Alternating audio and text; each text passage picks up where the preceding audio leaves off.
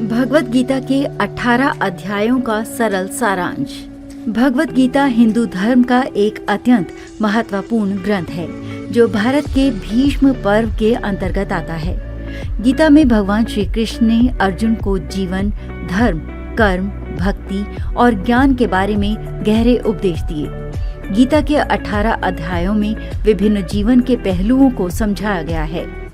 यहाँ हम गीता के 18 अध्यायों का सरल सारांश प्रस्तुत कर रहे हैं। अर्जुन विषाद योग, अर्जुन का शोक। अर्जुन युद्ध भूमि में खड़ा होकर अपने परिवार, गुरु और मित्रों से लड़ने के लिए कृत संकल्प होता है, लेकिन जब वो युद्ध के परिणामों के बारे में सोचता है तो वो शोक और भ्रम में पड़ जाता है। वो युद्ध नहीं लड़ने का संकल्प करता है। भगवान कृष्ण अर्जुन को समझाते हैं कि युद्ध धर्म के अनुसार लड़ना आवश्यक है और आत्मा अमर है, इसलिए मृत्यु से डरने की कोई आवश्यकता नहीं है। संकल्प योग, ज्ञान और कर्म का योग। भगवान श्री कृष्ण अर्जुन को समझाते हैं कि उसे अपने कर्मों का फल नहीं सोचकर अपना कर्म करना चाहिए। प्रत्येक व्यक्ति को अपने कर्तव्य का पालन निस्वार्थ भाव से करना चाहिए, क्योंकि आत्मा नित्य है और उसे कर्मों के फल से कोई फर्क नहीं पड़ता। ये अध्याय ज्ञान और कर्म के संतुलन को समझाता है। कर्म योग, निस्वार्थ कर्म का योग। कर्म योग में श्री कृष्ण अर्जुन को बताते हैं कि जो व्यक्ति अपने कर्तव्यों को निष्काम भाव से बिना किसी व्यक्तिगत लाभ के लिए करता है वही सच्चा योगी है। इस अध्याय में निष्काम कर्म करने का महत्व बताया गया है। कर्मों को भगवान के लिए करना चाहिए, न कि अपने निजी स्वार्थ के लिए। ज्ञान कर्म संन्यास योग, ज्ञान और कर्म का त्याग।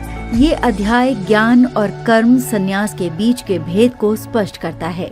श्री कृष्ण कहते हैं कि जो व्यक्ति अपने कर्मों को त्यागता है वो केवल भौतिक त्याग नहीं, बल्कि उसे मानसिक रूप से भी कर्म से दूर रहना चाहिए।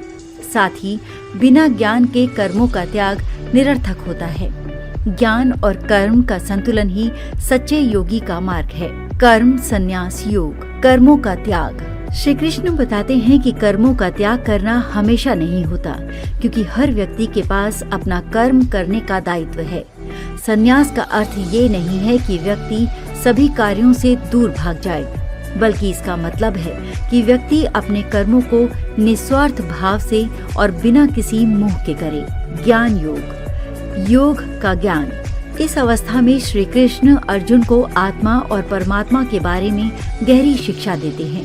वो बताते हैं कि आत्मा न तो जन्मती है न मरती है। आत्मा शाश्वत है और हमारे शरीर के क्षय के बाद भी रहती है।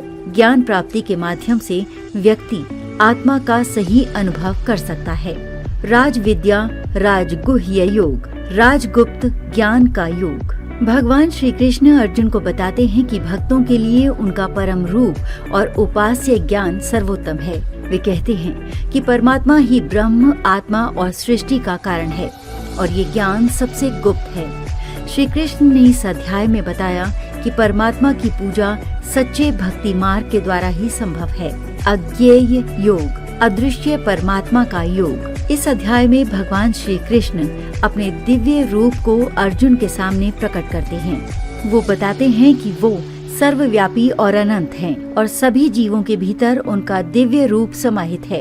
अर्जुन ने उन्हें अपने दिव्य रूप में देखा और पूरी तरह से उनके भक्त बन गए।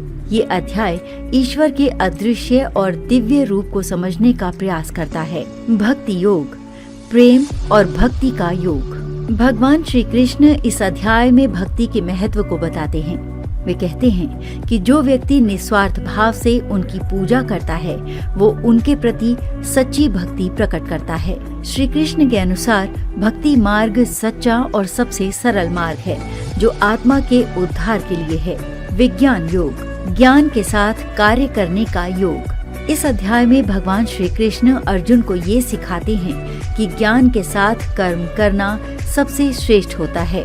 जब व्यक्ति ज्ञान और समझ से कार्य करता है तो उसका कर्म ईश्वर की इच्छा के अनुरूप होता है। इस अध्याय में कर्म और ज्ञान के संगम का महत्व बताया गया है।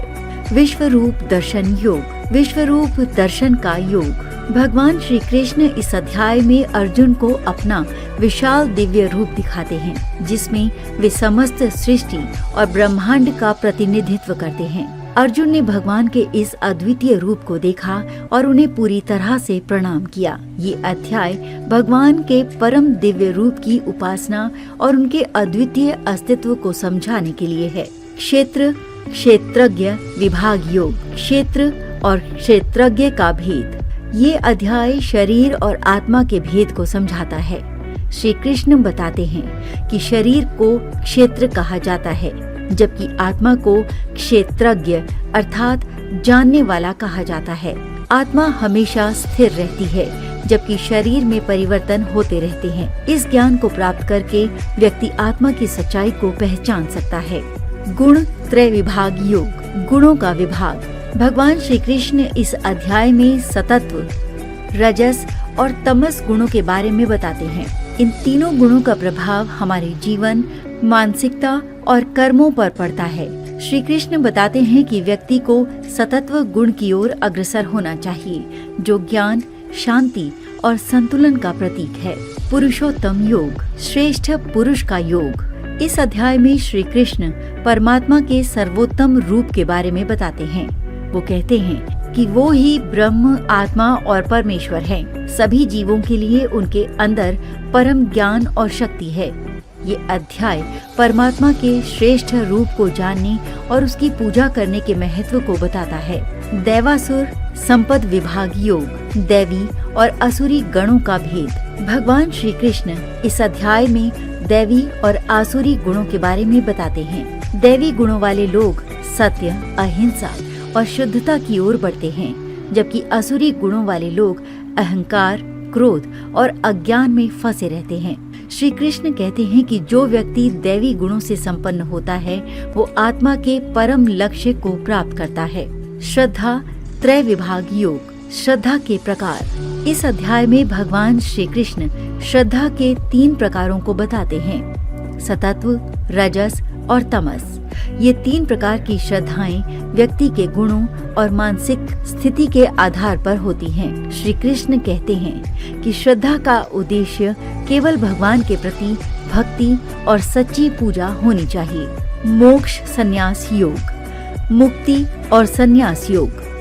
गीता के अंतिम अध्याय में श्री कृष्ण अर्जुन को उपदेश देते हैं कि अपने कर्मों का निष्काम भाव से पालन करते हुए वो परम मुक्ति को प्राप्त कर सकते हैं। संन्यास और कर्म के सही मार्ग को समझाते हुए श्री कृष्ण कहते हैं कि जो व्यक्ति अपने कर्तव्यों को सही ढंग से निभाता है, वही सच्चा योगी है और उसे मोक्ष प्राप्त होता है। निष्कर्ष, भगवत गीता के 18 अध्यायों में श्री कृष्ण ने जीवन के विभिन्न पहलुओं पर विस्तार से उपदेश दिए हैं। गीता हमें ये सिखाती है कि जीवन के कष्टों और संघर्षों में हमें अपने कर्मों को बिना किसी आसक्ति के धर्म के अनुसार करना चाहिए। भक्ति, ज्ञान और कर्म का संतुलन ही जीवन को सही दिशा देता है और हमें परमात्मा से मिलाने का मार्ग दिखाता है।